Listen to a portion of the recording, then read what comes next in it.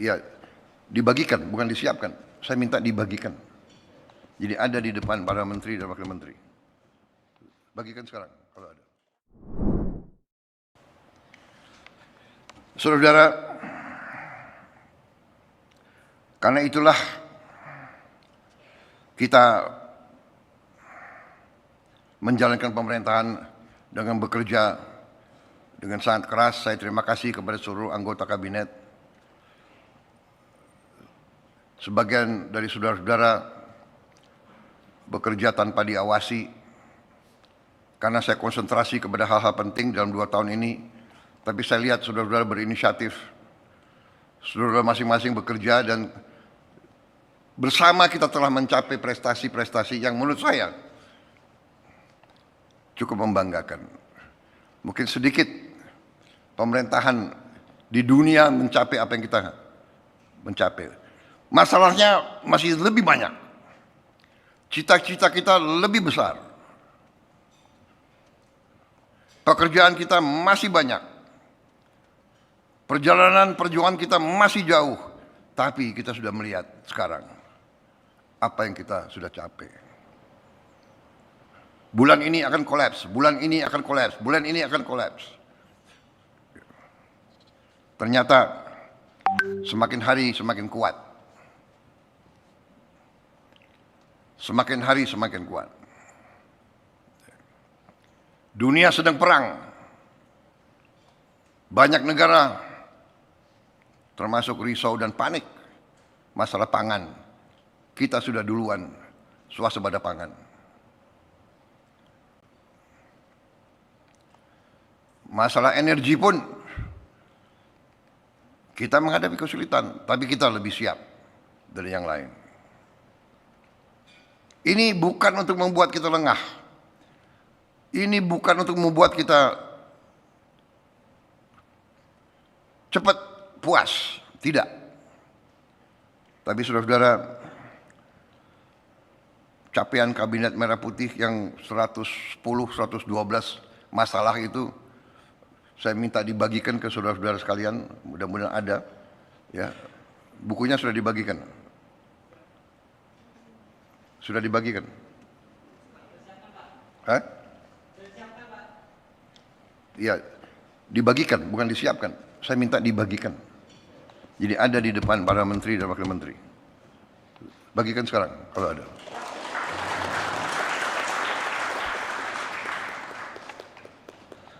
Ya, saudara-saudara. Saudara-saudara, prestasi kita cukup besar. Prestasi kita nanti sejarah akan mencatat. Tadi saya sudah sebut kita sudah swasembada pangan 8 komoditas pangan. Cadangan beras kita tertinggi selama sejarah NKRI. Nilai tukar petani kita tertinggi selama sejarah NKRI. Kita sudah mencetak atau menghasilkan B50 solar dari kelapa sawit 50%. Kita tidak import lagi solar. Yang waktu itu banyak juga perlawanan. Ada yang bilang pabrik-pabrik mesin tidak akan dukung kita dan sebagainya, dan menakut-nakuti kita. Kita bangsa Indonesia yang 287 juta ini, pemimpinnya selalu ditakut-takuti supaya kita memimpin dengan ketakutan, takut dengan pasar, takut dengan ini, takut dengan apa itu, takut dengan rating agency, takut dengan itu. Kita percaya kepada kekuatan kita sendiri. Kita percaya kepada hal-hal yang azazi, yang basic. Basic bukan menurut selera kita. Basic menurut pakar-pakar dunia. Basic menurut PBB. Sustainable Development Goal. Saudara-saudara, PBB sudah meramalkan bahaya kelaparan. Food, energy, water, bahaya kelaparan. Mereka canangkan SDG pertama untuk semua bangsa di dunia. SDG pertama adalah no poverty. Tidak ada kemiskinan.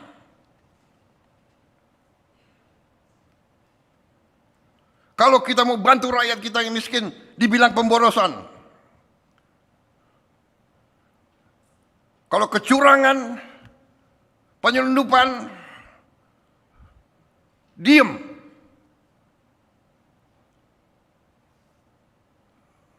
Orang besar kasih kredit terus triliunan. Orang kecil nggak boleh terima apa-apa. Zero hunger. Zero hunger, tidak boleh ada orang Indonesia yang lapar. Saya minta belajar, kita belajar dari negara-negara lain. Jangan malu belajar.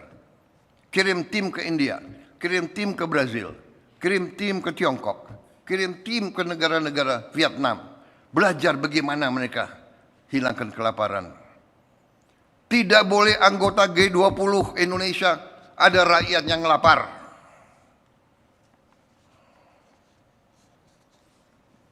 SDG ketiga, good health and well-being. Nomor 4, quality education. 5, gender equality. 6, clean water. 7, affordable and clean energy. Decent work and economic growth. Industry, innovation, infrastructure, reduced inequalities. Saudara-saudara, ini yang kita sedang kerjakan. Ini yang sedang kita kerjakan, saudara-saudara. Jadi jangan ragu-ragu. Kita berada di jalan yang benar. Kita berada di jalan yang rasional. Yang tidak rasional adalah tadi illegal mining, illegal kebun, illegal logging, penyelundupan, under invoicing, transfer pricing.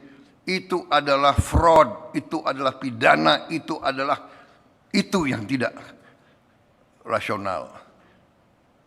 Jangan dibalik yang sudah diramalkan zaman edan, yang benar disalahkan, ya kan? Yang salah dibenarkan. Ini tidak. Kita yakin kita di atas jalan yang benar. Jadi saudara,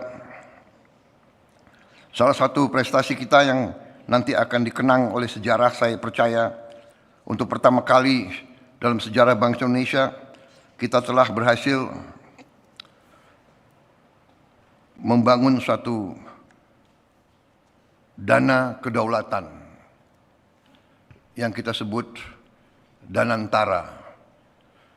Dana kedaulatan. Danantara singkatan Daya Anagata Nusantara.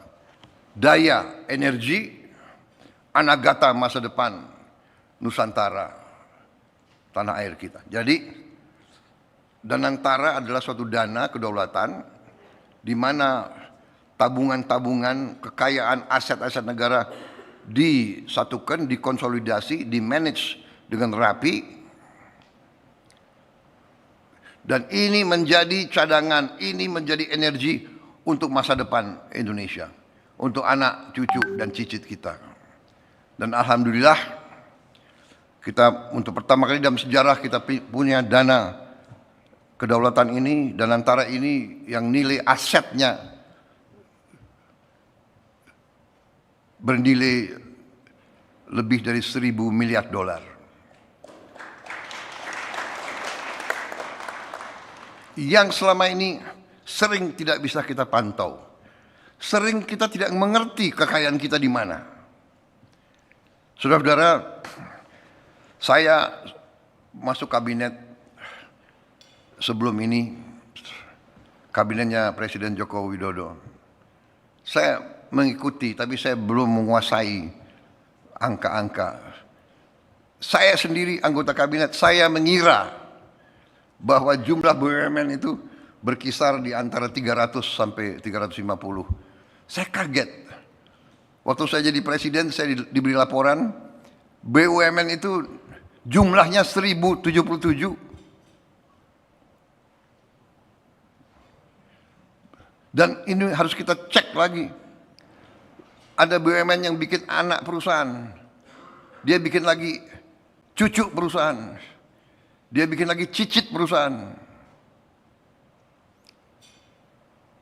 Dan saya terima kasih, saya bangga pimpinan daripada Danantara dalam tahun pertama 18 bulan pertama sudah berhasil mengurangi jumlah tersebut dari 1077 di akhir bulan ini, di akhir 31 Juli mereka sudah menutup, mengkonsolidasikan, memerger sehingga dari 1077 berkurang 250 BUMN, sudah berkurang 250. Nah, ini boleh tepuk tangan dong, tepuk tangan.